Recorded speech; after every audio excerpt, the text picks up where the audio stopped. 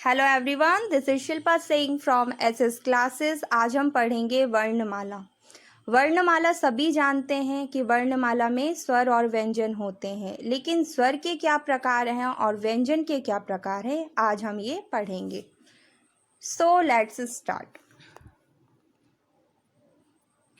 वर्णमाला। सबसे पहले हम वर्णमाला देखेंगे कि वर्णमाला होती क्या है। वर्णों के सुव्यवस्थित क्रम को वर्णमाला कहते हैं। ठीक है, मतलब वर्णमाला में जो भी अक्षर उपयोग हुए हैं, जो भी वर्ण यूज हुए हैं, ठीक है, अगर वो क्रमबद्ध तरीके से हैं तभी हम उसको वर्णमाला कहेंगे, अदरवाइज वो वर्णमाला नहीं होगी। जैसे हम आ यूज करते हैं, ठीक है, तो आ के बाद हम बड़ा यूज करेंगे और उसके बाद हम ई यूज करेंगे। ठीक है, वैसे ही हम का के बाद खा यूज करेंगे और खा के बाद गा यूज करेंगे। हम ना तो आ के बाद ई पर चले जाएंगे और ना ही हम का के बाद गा पर चले जाएंगे, क्योंकि वह उसका व्यवस्थित क्रम नहीं है। तो व्यवस्थित क्रम उसका जो होगा, ठीक है, वही हम उसको वर्णमाला कहेंगे।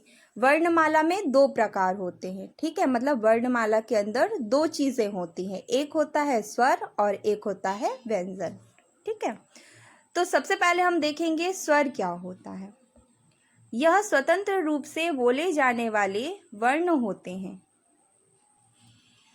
इनमें किसी अन्य वर्णों की जरूरत नहीं होती। इनकी संख्या 11 होती है। ठीक है, तो जो स्वर होते हैं वो स्वतंत्र होते हैं, मतलब उनका जो कंपोजिशन है वो सिंगल ही होता है। ठीक है, उसमें किसी और वर्ण की जरूरत नहीं होती और इनकी संख्या कितनी होती है? 11 होती है। आ से लेकर, ठीक है, वैसे आ से लेकर आहा दो बिंदी तक जो है वो स्वर कहलाते हैं, लेकिन यहाँ पर उन स्वरों की बात नहीं कर रहे हैं। यहाँ पर जैसे आ ई उ ऋषि ए ओ, इनको हम स्वर कहते हैं। ठीक है, और इनकी ही संख्या 11 होती है। लेकिन बचपन में तो हमने आ से लेकर आहा तक पढ़ा हुआ था, तो यहाँ वही अंतर बताने के लिए हम आगे इसके बारे में पढ़ेंगे। अभी हम देख लेते हैं कि व्यंजन क्या होता है। यह वे वर्ण होते हैं जो स्वतंत्र रूप से नहीं बोले जाते। इनके निर्माण में दो वर्णों का उपयोग होता है। ठीक है, व्यंजन जितने भी हैं वो सारे ही कैसे हैं कि वो दो वर्णों से मिलकर बने हैं। अब वो दो वर्ण कैसे मिल के बने हैं? जैसे का। ठीक है, का को बनाया है आधा का और आ से। ठीक है, जो का बना है वो आधा का और आ से बना हुआ है, तभी वो हमको का प्राप्त होता है। ठीक है, और व्यंजनों की संख्या कितनी है? 33 मानी जाती है। ठीक है, मतलब जो हमारे व्यंजन है, मेन व्यंजन, ठीक है, मुख्य जो हमारे व्यंजन है वो 33 माने जाते हैं। ठीक है, और ये 33 जितने भी हैं ये सारे ही दो वर्णों से मिलकर बने हुए हैं। ठीक है, अब हम आगे देखते हैं स्वर के प्रकार। ठीक है, अब हमने देख लिया कि स्वर क्या होता है, व्यंजन क्या होता है। अब हम देखेंगे स्वर के प्रकार। तो स्वर के 3 प्रकार हैं, ह्रस्व स्वर, दीर्घ स्वर और प्लुप्त स्वर। ठीक है, अब ये ह्रस्व स्वर क्या है? ठीक है, तो ह्रस्व स्वर देखते हैं।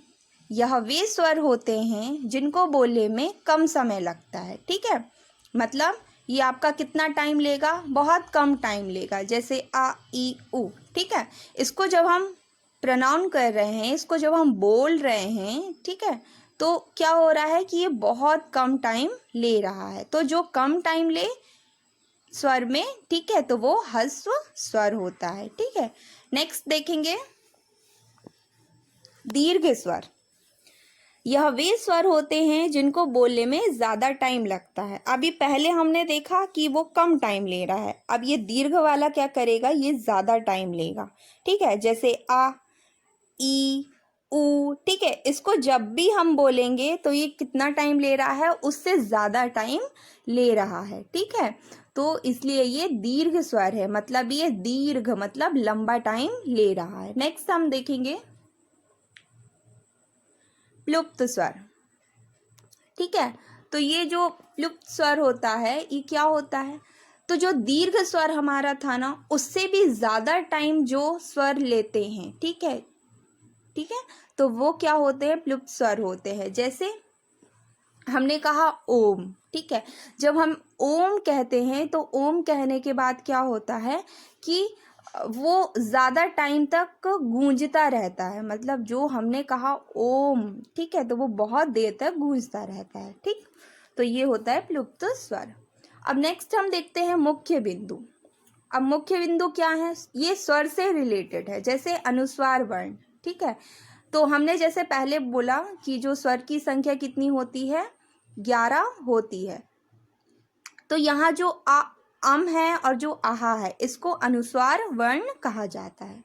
अब नेक्स्ट हम देखते हैं कि जीभ के आधार पर, तो कुछ हमारे जो स्वर होते हैं वो जीभ के आधार पर कैसे बोले जाते हैं। जैसे जीभ का हमारा जो आगे वाला हिस्सा होता है उसको कहते हैं अग्र। ठीक है, तो आगे वाले हिस्से से हम बोलेंगे ई ए। ठीक है, मध्य, जब हमारी जीभ मुंह के बीच में आ जाती है तो वहां से हम क्या प्रोनाउंस करते हैं, आ। ठीक है, मतलब हम आ बोलते हैं। पश्च, जीभ का जो पीछे वाला हिस्सा होता है वो उपयोग होता है, तो कौन सी ध्वनि निकालेगा, वो निकालेगा आ उ ओ आओ। ठीक है, मतलब पश्च जीभ का जो पिछला हिस्सा है वो हम आ उ ओ औ बोलने के लिए उपयोग करते हैं। नेक्स्ट देखेंगे होठ के आधार पर।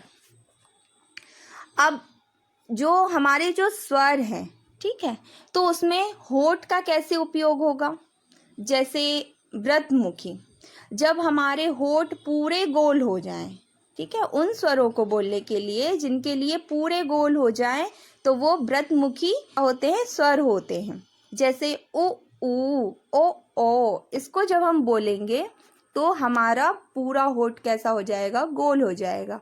अव्रतमुखी, जब हमारा होठ जो है वो आधा व्रत बनाए तो उसको हम अव्रतमुखी बोलते हैं। और ये कौन से वाले स्वर के लिए यूज होता है, जैसे आ ई ए। ठीक है, तो ये जो हमारे स्वर होते हैं वो अव्रतमुखी स्वर होते हैं। अब आते हैं कंठ तालु पर, तो जिसमें कंठ और तालु, ठीक है, उन दोनों का उपयोग हो वहां पर ए होगा। वैसे ही कंठ ओष्ठ, कंठ और होठ दोनों का उपयोग हो वहां पर ओ होगा। अब हम देखते हैं व्यंजन के प्रकार। तो व्यंजन 3 प्रकार के होते हैं, स्पर्श, अंतःस्थ और ऊष्म व्यंजन। ठीक है, अब ये स्पर्श व्यंजन कौन से होते हैं, तो ये अभी हम देखते हैं। तो स्पर्श व्यंजन का से लेकर माँ तक होते हैं। ठीक है, मतलब का से लेकर जो व्यंजन होते हैं, का से लेकर माँ तक, वहां तक के जो भी होते हैं वो स्पर्श व्यंजन कहलाते हैं। इनकी टोटल संख्या होती है 25। अब उन 25 को कैसे डिवाइड किया गया है, कंठ में, तालु में, मूर्धन्य, दंत और ओष्ठ में डिवाइड किया गया है। जैसे का से लेकर डा तक, ठीक है, ये कंठ वाले होते हैं। ठीक है, मतलब जब हम का से लेकर का, खा, गा, घा इनको बोलेंगे तो हम कंठ का उपयोग करते हैं। वैसे ही जो चा से लेकर या तक जो हम बोलेंगे वो तालु का उपयोग करते हैं। वैसे ही टा से लेकर णा तक, इसमें ये मूर्धन्य होते हैं। ठीक है, वैसे ही ता से लेकर ना तक ये दंत मतलब दांतों का उपयोग होता है इधर पर। और पा से लेकर मा तक यहाँ पर ओठ का उपयोग होता है। ठीक है, तो इस प्रकार ये 25 जो हमने व्यंजन पढ़े हैं, ठीक है, मतलब जो प्रकार में ये हो गए हैं हमारे स्पर्शी व्यंजन। अब देखो इसको वैसे ही डिवाइड किया गया है कि इनका जो आगे वाला वर्ण है उसके आधार पर का वर्ग, चा वर्ग, टा वर्ग, ता वर्ग और पा वर्ग में इसको डिवाइड किया गया। अगर का वर्ग बोला गया तो इसका मतलब कंठ की बात हुई है। वैसे ही चा वर्ग के लिए तालु, टा वर्ग के लिए मूर्धन्य और आगे भी वैसे ही है। नेक्स्ट हम पढ़ेंगे अंतःस्थ व्यंजन। अंतःस्थ व्यंजन अंतःकरण से उच्चारित होने वाले व्यंजनों को कहा जाता है। इनकी संख्या 4 है, मतलब हम जो अंदर से बोलते हैं, अंतःकरण मतलब ज़्यादा हमारे होठ, तालु इनका उपयोग ज़्यादा नहीं होता, तो वो अंतःस्थ व्यंजन होते हैं और इनकी संख्या 4 होती है। जैसे यार, अलावा, ये अंतःस्थ व्यंजन है। वहीं पर ये जो वाह है, इस वा को हम दंत ओष्ठ वर्ण भी कहते हैं। नेक्स्ट हम देखेंगे संघर्षी या ऊष्म व्यंजन। जिन व्यंजनों के उच्चारण में वायु संघर्ष पूर्वक निकले उन्हें संघर्षी व्यंजन कहते हैं। इनकी संख्या 4 है। ठीक है, मतलब जो हम इनका ऊष्म व्यंजन या संघर्षी व्यंजन का जब उच्चारण करते हैं तो हमको थोड़ा सा क्या होता है, थोड़ी सी कठिनाई होती है इनके उच्चारण करने में। ठीक है, जैसे श श श ह। ठीक है, जब हम इनको बोलेंगे तो हमको यहाँ पे क्या ध्यान देना पड़ेगा कि वो कौन सा वाला श है। अगर हमने श बोला है तो यहाँ 2 एक जैसे प्रोनाउन हो रहे हैं। ठीक है, वहीं सा जो दूसरा है उसके लिए अलग है। फिर व्यंजन के प्रकार। तो जो व्यंजन के प्रकार जो अन्य हैं वो कौन कौन से हैं, जैसे स्पर्श संघर्षी, ठीक है, नासिक, पार्श्विक, प्रकंपी, उच्छिप्त, संघर्षहीन या अर्धस्वर, ठीक है, और संयुक्त व्यंजन, ये अन्य प्रकार है। वो वाले मैन हो गए, वो प्रमुख हो गए, और ये अन्य में है। ठीक है, इनमें से भी क्वेश्चन एग्जाम में आते हैं, तो आप इसको जो है ज़्यादा लाइटली मत लीजिएगा। फर्स्ट देखते हैं स्पर्श संघर्षी व्यंजन।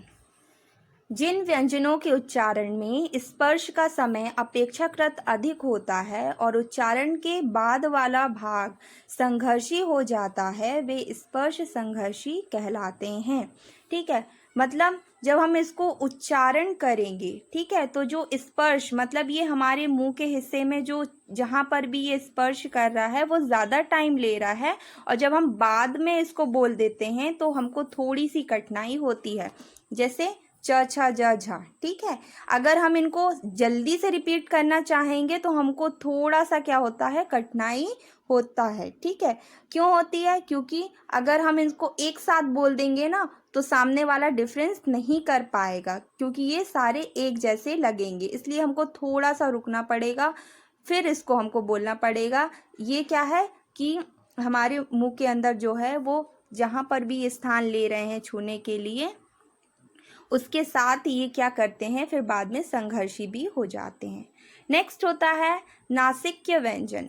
मतलब नासिक व्यंजन वो होते हैं जो नाक से बोले जाते हैं, जैसे हमने बोला है ड या न। ठीक है, तो हम बोल तो रहे हैं, ठीक है, मुंह का उपयोग भी हो रहा है, लेकिन साथ ही साथ इसमें नाक का भी उपयोग हो रहा है। अगर हम नाक बंद कर लेंगे तो इसकी हम जो इसका प्रोनाउंसिएशन कर रहे हैं ना वो सही नहीं होगा। नेक्स्ट हम देखेंगे पार्श्विक व्यंजन, जिनके उच्चारण में जिह्वा का अगला भाग मसूड़े को छूता है और वायु पार्श्व आसपास से निकल जाती है, वह पार्श्विक कहलाते हैं। ठीक है, मतलब क्या होता है कि मसूड़े को हमारी जीभ छू रही है, ठीक है, और जो जीभ के दाएं बाएं वाली साइड से हवा बाहर निकल जा रही है उसको हम पार्श्विक व्यंजन कहते हैं। जैसे ल, जब हम ल बोलते हैं तो हमारी जीभ मसूड़े को छू रही है और आजू बाजू से क्या हो रही है, हवा बाहर निकल जा रही है। ठीक है, नेक्स्ट हम देखते हैं प्रकंपी व्यंजन। जिन व्यंजनों के उच्चारण में जिह्वा को 2-3 बार कंपन करना पड़ता है वे प्रकंपी व्यंजन कहलाते हैं। मतलब वाइब्रेशन होती है, हमारी जीभ क्या होती है, वाइब्रेट होने लगती है। जैसे र, हम र बोलते हैं तो 2-3 बार क्या हो रही है, हमारी जीभ वाइब्रेशन कर रही है। ठीक है, तो उसी वाइब्रेशन को प्रकंपी कहते हैं। ठीक है, तो ये प्रकंपी व्यंजन कहलाता है, और ये एक ही सिंगल है। ठीक है, सिर्फ रा बस को हम प्रकंपी व्यंजन कहते हैं। नेक्स्ट देखेंगे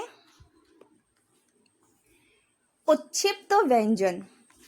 जिन व्यंजनों के उच्चारण में जीभ के अगले भाग को थोड़ा ऊपर उठाकर झटके से नीचे फेंकते हैं उन्हें उच्छिप्त व्यंजन कहते हैं। ठीक है, मतलब हमने जब ढ ड ढ इनको यूज़ किया तो सबसे पहले क्या किया कि हमने अपनी जीभ को थोड़ा ऊपर उठाया, ऊपर उठाने के बाद वो बाहर की तरफ हम जो है अपनी जीभ को फेंक रहे हैं, क्या बोलने के लिए, डा और ढा बोलने के लिए। नेक्स्ट हम देखेंगे संघर्षहीन या अर्धस्वर। ठीक है, मतलब जिसमें ज़्यादा संघर्ष भी नहीं करना पड़ता और ये आधे स्वर भी कहलाते हैं। जिन ध्वनियों के उच्चारण में हवा बिना किसी संघर्ष के बाहर निकल जाती है वे संघर्षहीन ध्वनियाँ कहलाती हैं। जैसे य और वा जब हम बोलेंगे तो हमको इसमें ज़्यादा परिश्रम नहीं करना पड़ता और इनको हम अर्ध स्वर भी कहते हैं। ठीक है, तो दोनों टाइप से मतलब संघर्षहीन भी हैं और अर्ध स्वर भी हैं। नेक्स्ट हम देखेंगे संयुक्त व्यंजन। जो व्यंजन दो या दो से अधिक व्यंजनों के मिलने से बनते हैं उन्हें संयुक्त व्यंजन कहा जाता है। ठीक है, संयुक्त व्यंजन, अभी देखो हमने जितने भी व्यंजन पढ़े हैं वो डबल वर्ड तो यूज कर रहे हैं, लेकिन यहाँ संयुक्त व्यंजन की अलग कैटेगरी है। ठीक है, अब वो क्या है, तो ये 4 प्रकार होते हैं, जैसे श, त्र, ज्ञा और श्र। ठीक है, तो ये संयुक्त व्यंजन इनको ही कहा जाता है वैसे। ठीक है, तो जब शा का जो निर्माण है वो कैसे हुआ, इससे पहले जो हमने बताया था कि जो डबल वर्ण यूज होते हैं, ठीक है, तो उसमें डबल वर्ण कैसे, स्वर भी और व्यंजन भी दोनों यूज होते हैं, लेकिन यहाँ सिर्फ क्या है, व्यंजन उपयोग हो रहा है। ठीक है, इसलिए इनको संयुक्त व्यंजन कहते हैं। जैसे शा के लिए क्या बना है, आधा का और श, त्रा के लिए आधा ता और रा यूज हुआ है। ठीक है, वैसे ज्ञा के लिए आधा जा और या, और श्रा के लिए आधा शा और रा यूज हुआ है। ठीक है, so thank you so much for watching. If you like my video then press like button, otherwise it's okay. Bye bye, take care, see you next time.